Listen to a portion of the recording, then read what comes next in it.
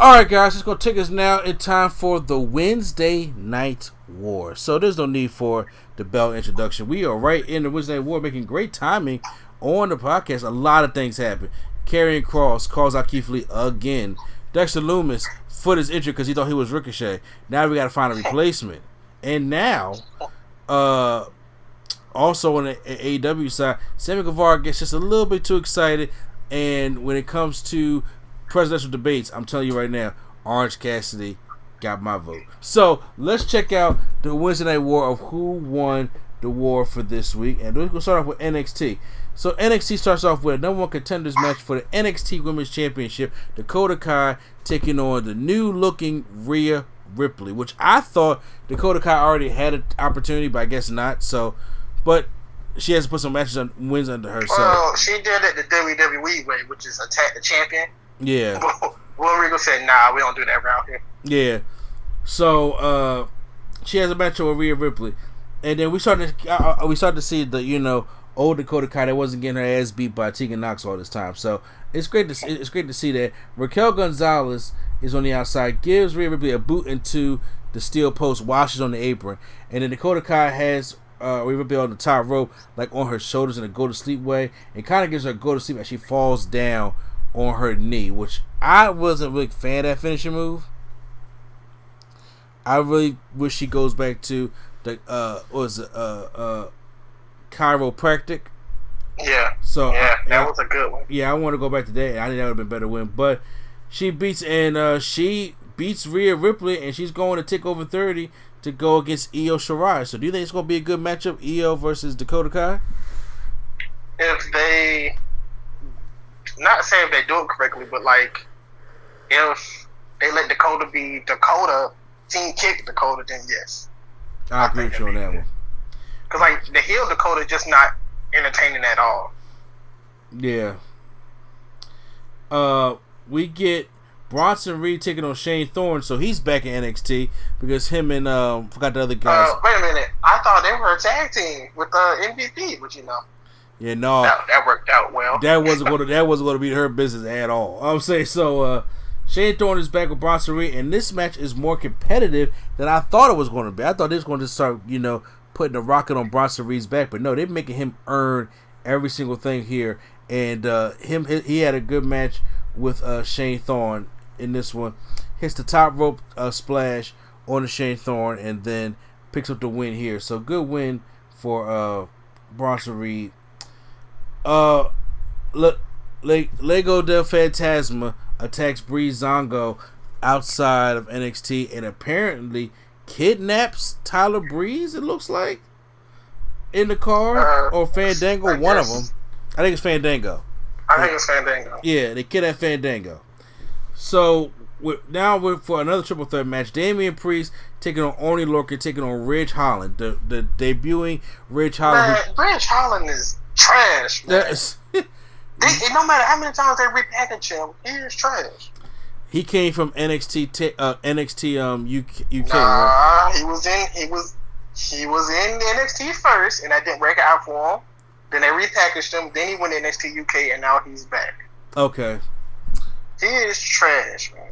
Yeah, well, I mean, first of all, because his name used to be Luke Menzies. He used to wear a singlet. And he used to be trashed in. And they changed his name. And then they built him as a mix between Brock Lesnar and Walter. Well, that didn't work. Because like I said, the reason why I say it didn't work because his star has been dim. I ain't hear nothing about this guy until now. Yeah, it's for good reason. Yeah. So the matchup was pretty decent though. Only Lorcan and Damian Priest helped make that matchup for me, in my personal opinion. And then he hit Oney Lorcan was running with the uppercuts, and then but he hits Oney Lorcan with the Reckoning, and then Damian Priest goes on. But Commissioner Regal lets everybody know that since Dexter Lumis wants to be Ricochet, he hurt his ankle. Timothy Thatcher did not hurt Dexter Lumis' ankle. He hurt his ankle. So now Dexter Lumis is not going to be in the North American Championship ladder match. So now it's only Damian Priest and Bronson Reed. So since Gargano and Finn Balor felt as though they have another opportunity to deserve to see who can go for. They got a second chance, man. Yeah, so it's going to be Gargano, Balor, and Bronson Reed in a triple threat match. No, not Bronson Reed. Ridge Holland. Unfortunately. Yeah, to see who goes on. So how many people was in this match? 5? I think 5. I don't know. It's kind of this one because I'm trying to figure out if it's 5 people, then why in the world? Like we had Priest, Loomis is out, and then we have Reed, and then it's like you do the triple threat match. It's like 4, but then who's the 5th guy? That's what I'm trying to figure out. All right, so then after that matchup, we got Keith Lee taking on your boy Cameron Grimes in a non-title matchup. Obviously, Keith Lee was upset at how Cameron Grimes interrupted his promo last week, and honestly, this is a glorified squash match. It should have been just a regular squash match. It should. I will say the same thing. It should have been a regular squash match. Where Keith Lee taking a more serious approach, and Cameron Grimes is still trying to give offense to him. Keith Lee taking a more serious approach. That's even more for it to be a regular squash. I know. I agree with you. He hits the spear. He hits the after the double chops to the chest where Cameron Grimes sells. He keeps giving him a hand of multiple lariats as he holds on like he's Okada.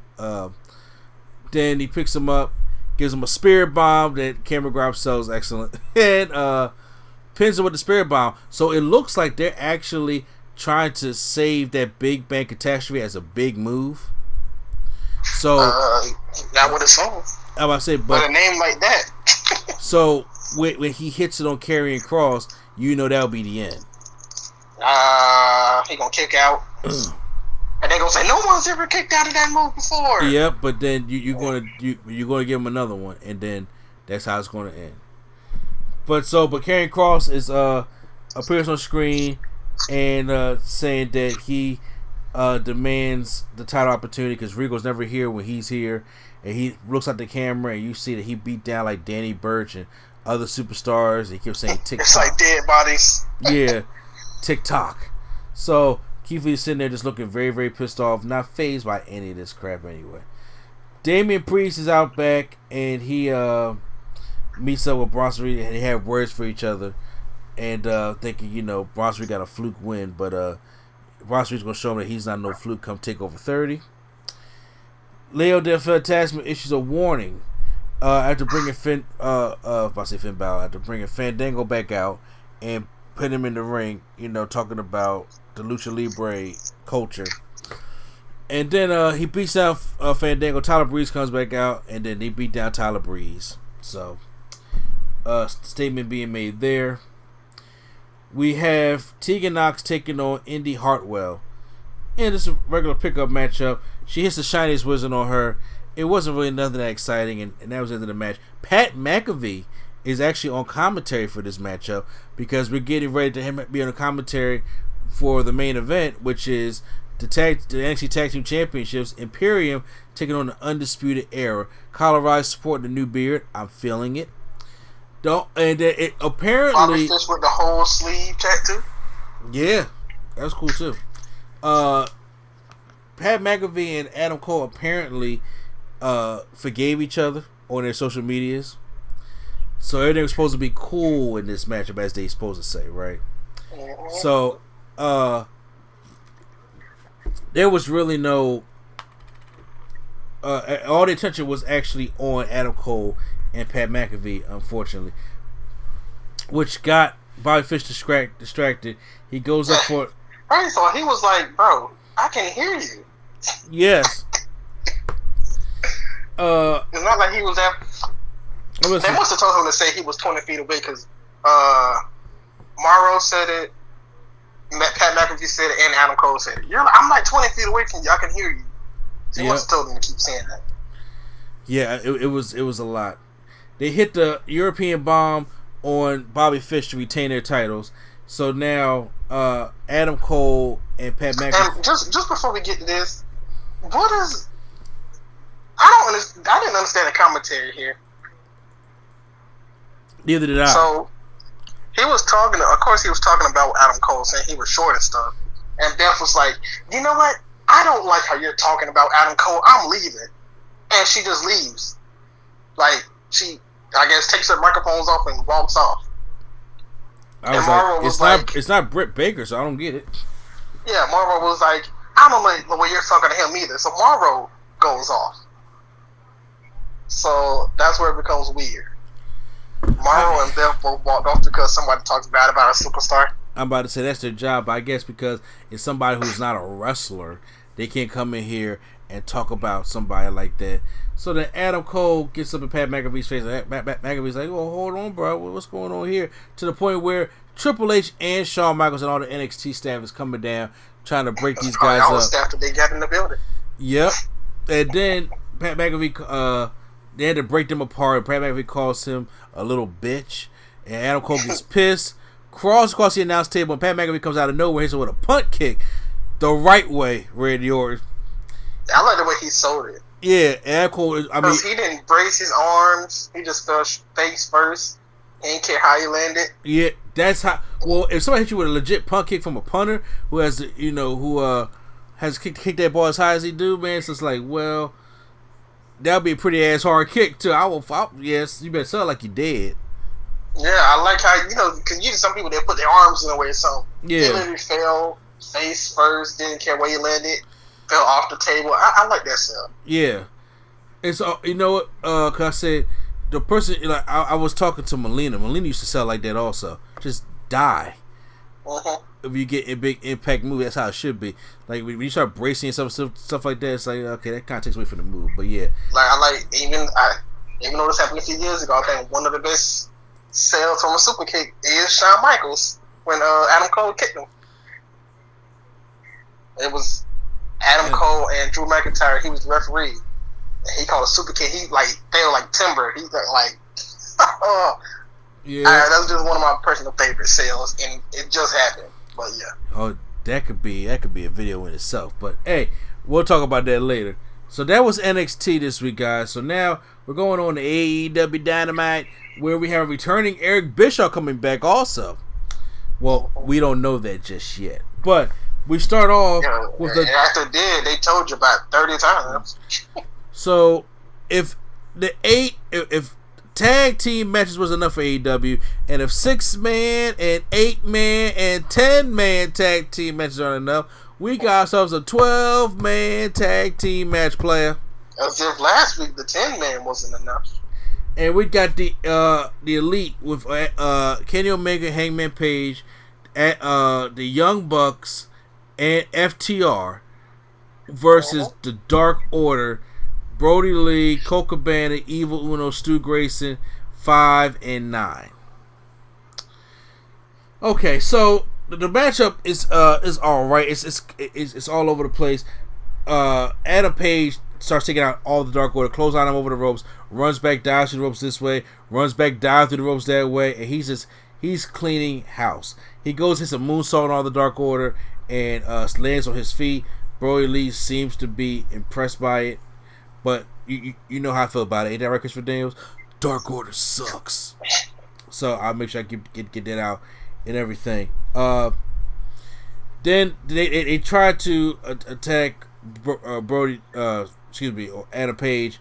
It doesn't happen. Omega comes in there, breaks up the pin, and then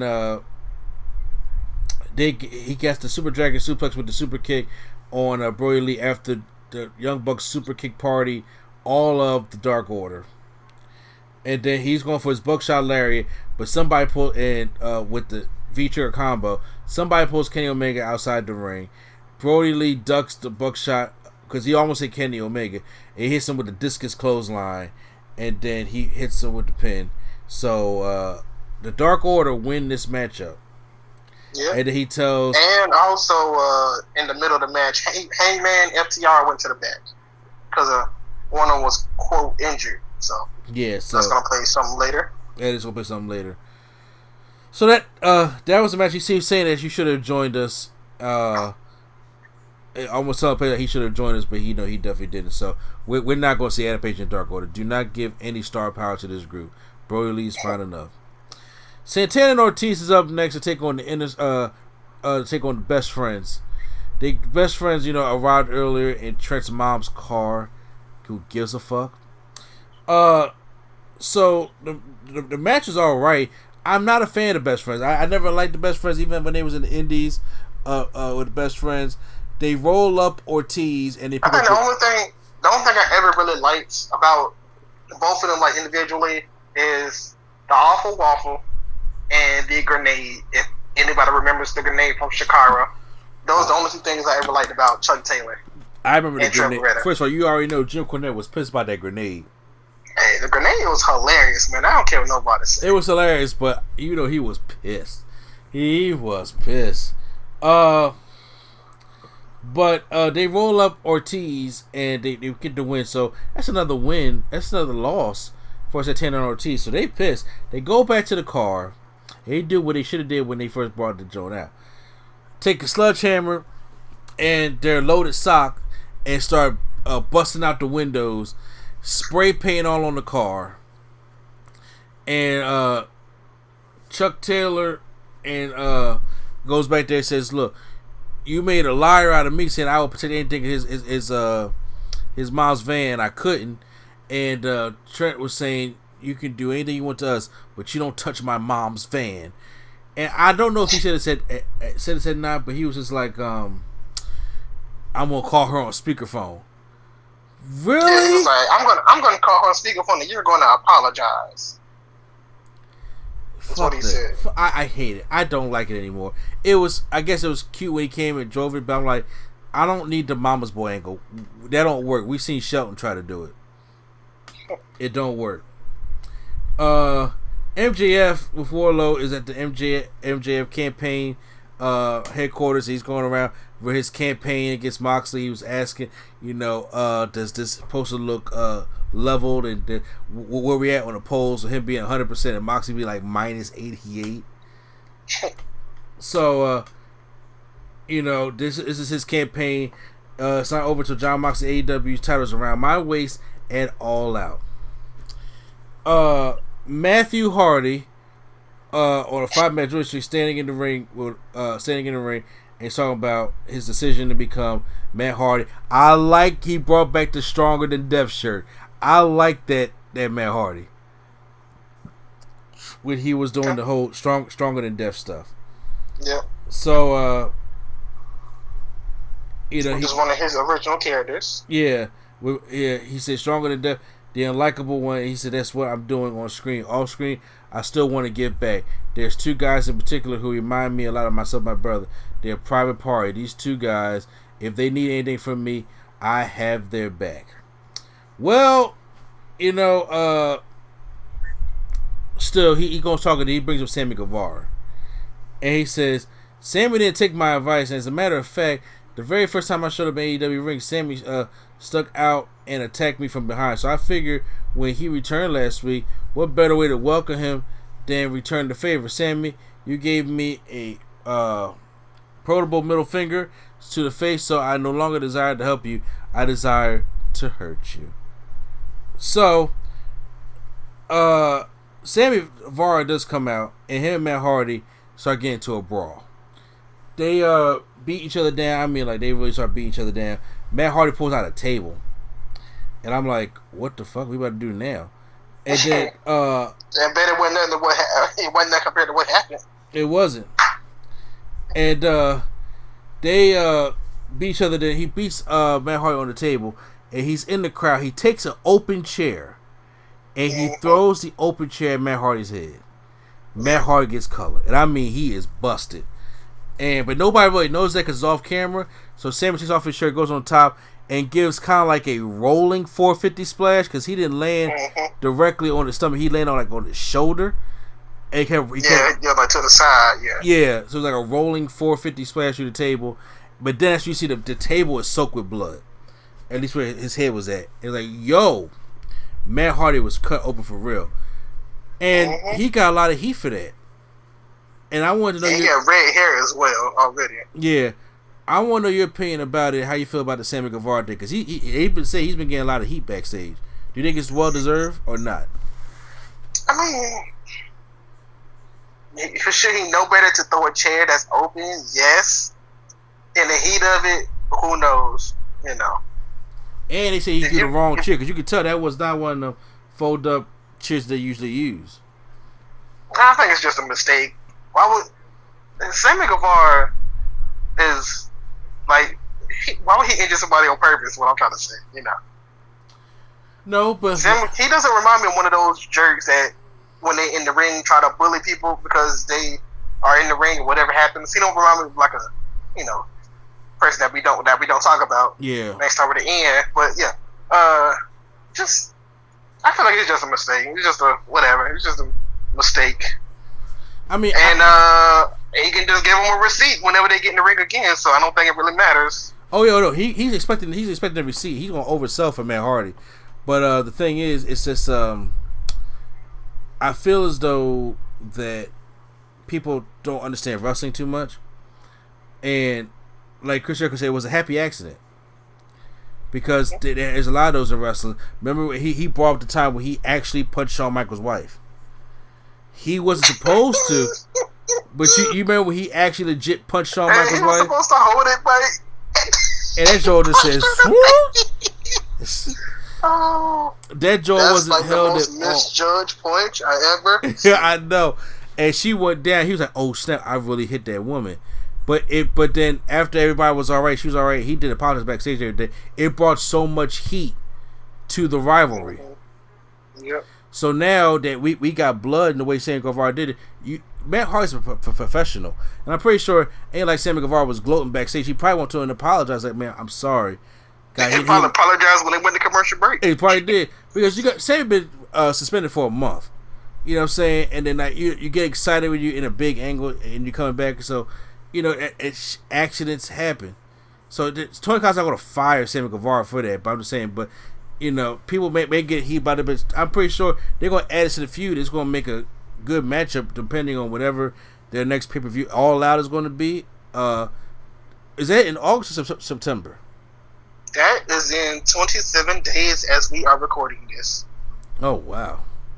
So they're probably going to have Matt Hardy versus Sammy Guevara in some kind of matchup at All Out. Yeah, pretty much. So that should be pretty some kind of I feel like some kind of special match. Yeah, it's gonna be a special match, all right. Because he'll get his receipt. We got the Dark Order sucks going up against Cody and Matt Cardin, aka Zack Ryder. For one, this ain't me, but like, how sorry do you have to be to not be one of the Dark Order members to be in a 12-man tag team match? You suck. You got to. You completely suck. We don't want Adam. We don't want John Silver and Adam. Whatever. We want you know what? 9 and 10. You guys come with me. It's like, oh my god. Yeah. Yeah. Just trash. They're trash. But you know underneath those masks, that's Alex Reynolds and the other guy from I know from the indie wrestling. I forgot his name. The little short ball guy. Alex Reynolds and Silver. Yeah. So which makes no sense for why they put the mask on if we know who they are. Exactly. So, but and they're not even hiding who they are. It's not like we're not supposed to know. It's like, yeah, we know who they are. That's weird. Yeah, Tony Schiavone says Colden looks great. I'm like, he looked great as Zack Ryder too. I was like, he had a great body. Zack Ryder's always had. Well, it's the last half. Yes, this is, I think, what he meant. Okay. Because the first couple of years he of course he was ripped and all, but he wasn't like bulky ripped. He was just kind of skinny ripped. Yeah, you're right. And then after he grew that beard. And after he had his run with Kurt Hawkins in the titles, then that's when he like bulked up. Yeah, that's what I could agree with on that one. So with that being said, he hits a couple. He gets the radio silence for the finisher, and they make their way backstage. But Scorpio Sky comes out, and it gives the look to Cody like, I want a shot at that championship. So we're gonna get that next week of Cody versus Scorpio Sky for the TNT Championship. That should be a good matchup. Yeah. It's time for the AEW Super Wednesday debate, and the moderator, the special guest moderator, is I'm back, and I'm better What if they would have had a song similar to that? Say what? What if they would have had a song similar to that? That'd be kind of cool. Like, I'm back! Dun, dun, dun, dun, dun, something like that. Oh, that would have sucked. But no. Eric Bischoff is back, and he's being the moderator. And, Wait a minute. I just seen one of the funniest memes is about Chris Jericho performing with Fozzy. Yeah. And it's a caption that says, the only one that's social distancing at Fozzy concert is Chris Jericho's hairline. Oh. Oh my gosh. That is actually pretty funny. Oh man. That's pretty funny, yes, it is. Yeah, so the demo guy, Chris Jericho, still La Champion, is there with Orange Cassidy. And this is, talk about I like how they were carrying out the $7,000 suit jacket was still with the orange juice stains on there. He had a business suit on, and Cassidy still had his jeans and stuff on like that. And they said, "This is why I despise you, Cassidy. You take nothing seriously. People will laugh at you behind your back. You do nothing more than flash in the pants," at Jericho. So, but he didn't really say anything. So, the debate was actually pretty fun. Jericho is being Jericho. There was a question that Bischoff asked about the global warming situation. Jericho said this had nothing to do with what the situation at hand is. And Orange Cassidy gave a actual great answer. Legit answer about it. And the way he was talking very, calm and slowly. That even the wrestlers that's playing as the crowd erupted when he did that. Yeah. He was like, oh, he loves it. Yeah, yes. So it was really great. It was really great because but then Chris Jericho was mad. He was cursing him out. He said he wants the $7,000. He said, but Chris, shut up. He said, you scheduled a debate against a guy that doesn't talk. You're trying to embarrass me in front of others, but I'm not embarrassed, Chris. I don't care about you. But I do care about next week. I care about the match. It's the biggest match of my life. Also the biggest match of your life.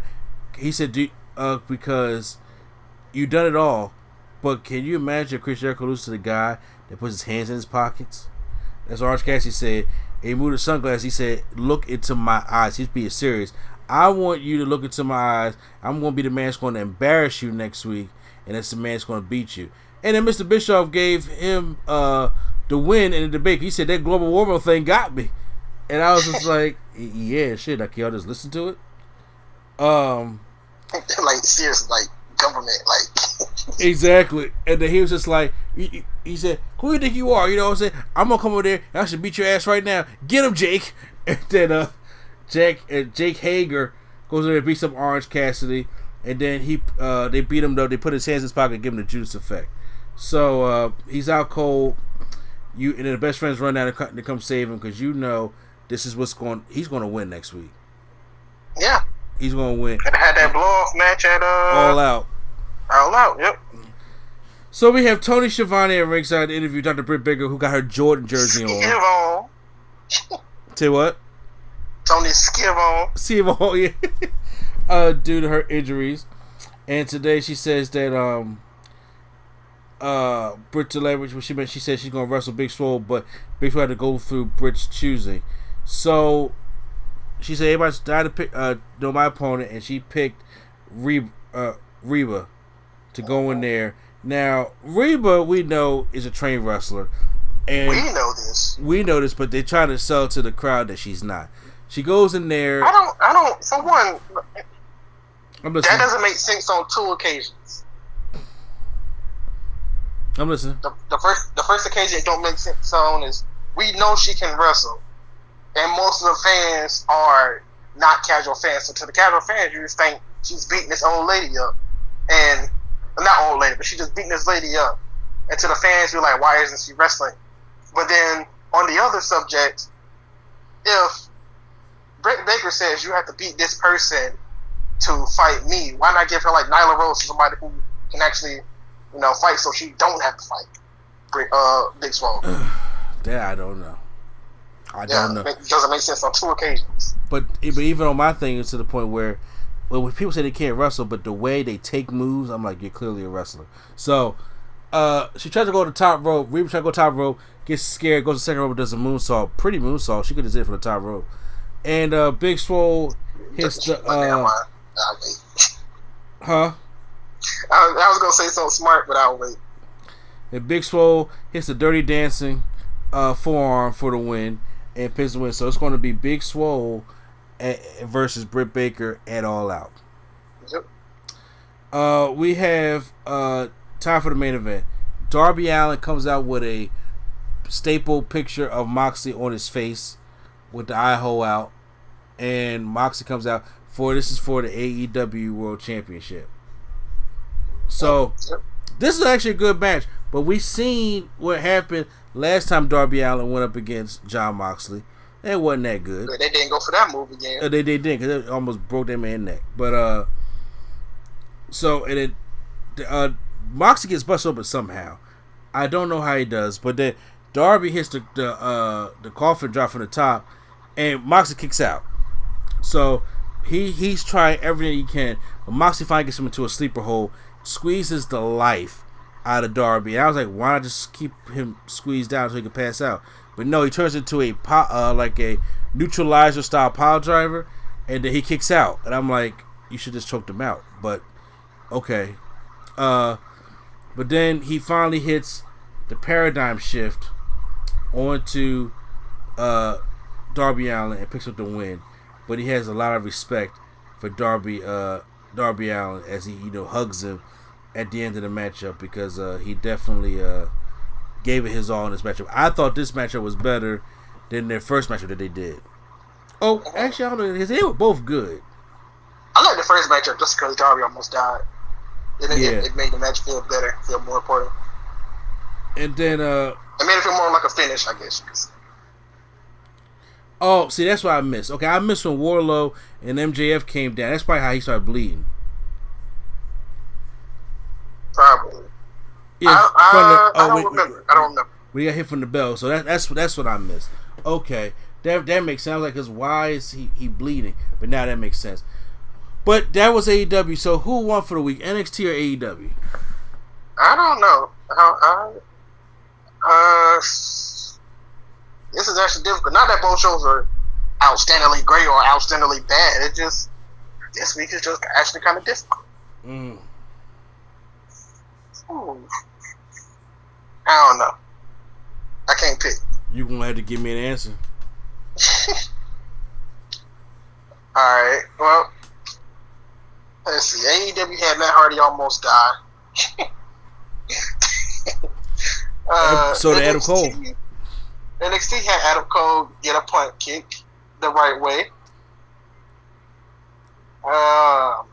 You know what? I'm going to say AEW this week.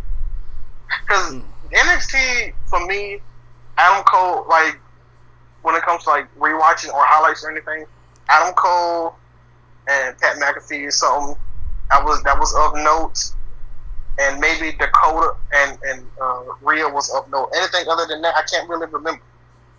Like Keith Lee and yeah, with Damian Priest winning, Keith Lee, it's all right. But yeah, I told you, Damian. I told you, you was like, who's gonna be in a triple threat match with Damian Priest? I was like, whoever he's in a match with, he's gonna win regardless. Yeah, could have been in there with John Cena and Stone Cold, and he would have won. Okay, so yes. So I'm picking AEW too because I enjoyed the Darby Allin Moxley match was great. I enjoyed the Britt Baker stuff with the Georgians. Britt Baker's a heel is great now. The presidential debate with Jericho and Cassidy stole the show from me. Bringing back Eric Bischoff in the right format, which he actually fitted in. So, everything wasn't... I thought the 12-man match was going to be too cluttered, but it ended up working out. If they do 14-man, I ain't watching it. But I thought... 10 man, 20 man.